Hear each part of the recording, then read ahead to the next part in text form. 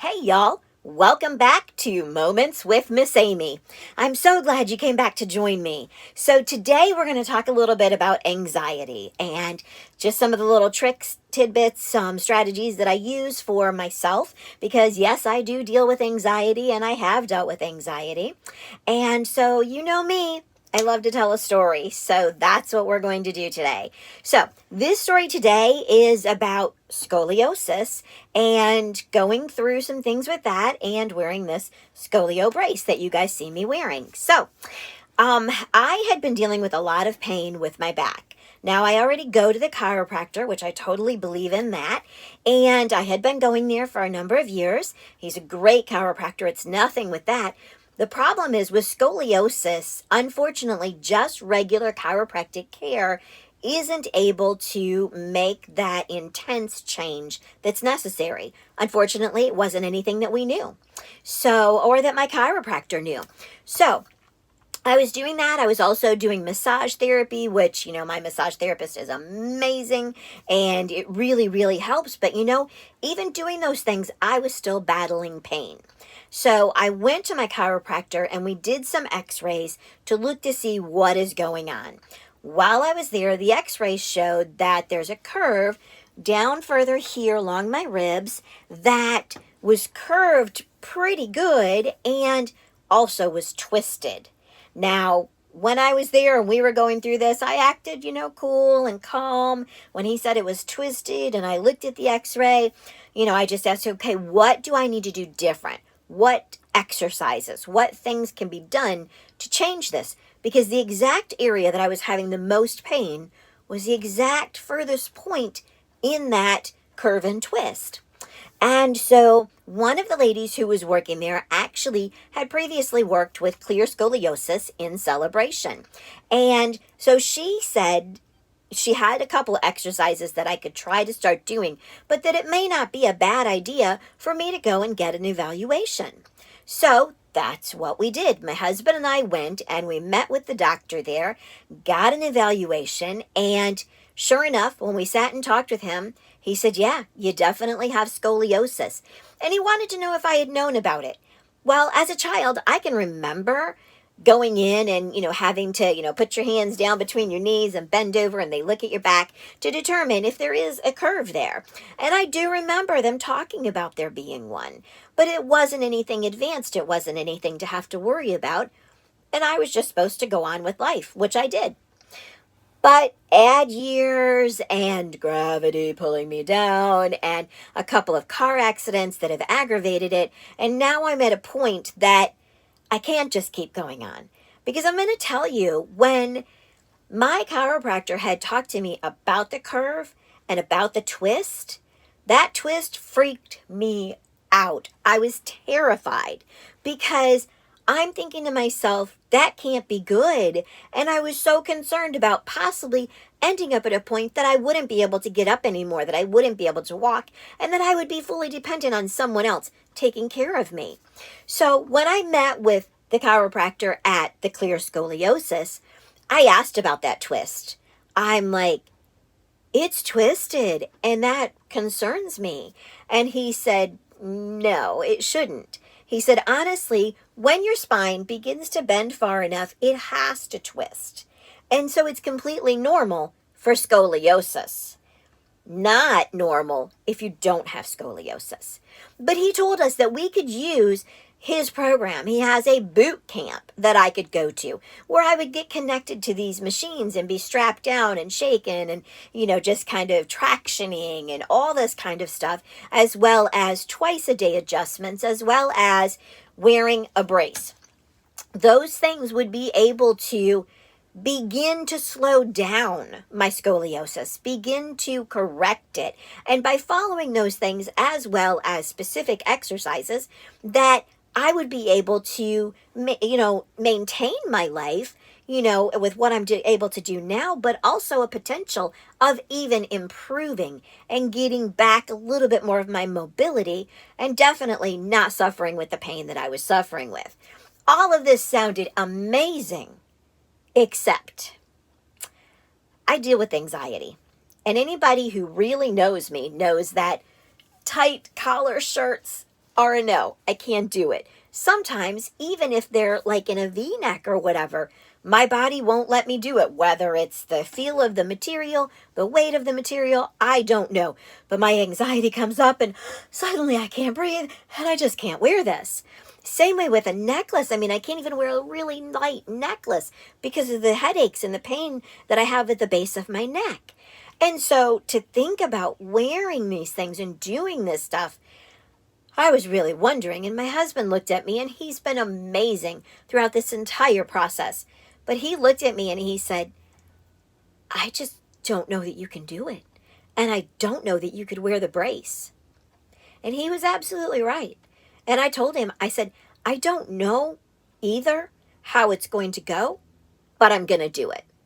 I said, because something has to change. My alternative was a potential of getting to a point that I have to live on medication, that I may have to be in a wheelchair. These are things that were not okay to me. No, they were definitely not things that I wanted to do. And going through the boot camp, wearing this brace was not really high on my priority list that I was like, yes, let's just see how we can battle anxiety every day. That wasn't the case at all. But I knew that the alternative was not what I wanted. So I said, I'm going to do this. So we signed up for the boot camp. We went ahead, got the measurements done, ordered the brace. And then I began to prepare for my week at boot camp. I knew that this was going to be the hardest thing that I have ever intentionally walked into. I knew that it was going to be a challenge for me to go every day and do what was necessary, but I knew that I was going to do it. And I knew learning to overcome and wear this brace was going to be hard. But again, it was just one more thing to attack. So as I began to prepare, I did things like drinking more water, making sure that I was eating healthy beforehand, trying to make sure that I got in extra sleep beforehand, because this was going to be really intense for my body, and I needed to make sure that I was prepared. But the other thing that I did, and as you know from my other videos, I'm a believer. So I went to the Lord, because I'm telling you, in 1 Peter 5:7, he says, cast all your cares on him, for he cares for you. In another version, it says, cast all your anxiety on him, because he cares for you. So I went to him in prayer, and I'm like, God, I'm freaking out. Like, I am so worried about doing this, so stressed. I'm afraid. I don't know what the outcome is going to be. I don't know how I'm going to get myself to overcome this each day when I need to. But Lord, I know that you are with me. And I know that with you with me, helping me do this, that I can get through this. So I made sure to talk to my support group as well. I talked to my friends, I talked to my family, and I said, listen, guys, I'm afraid. I'm really nervous about doing this, and I need support. I need prayer.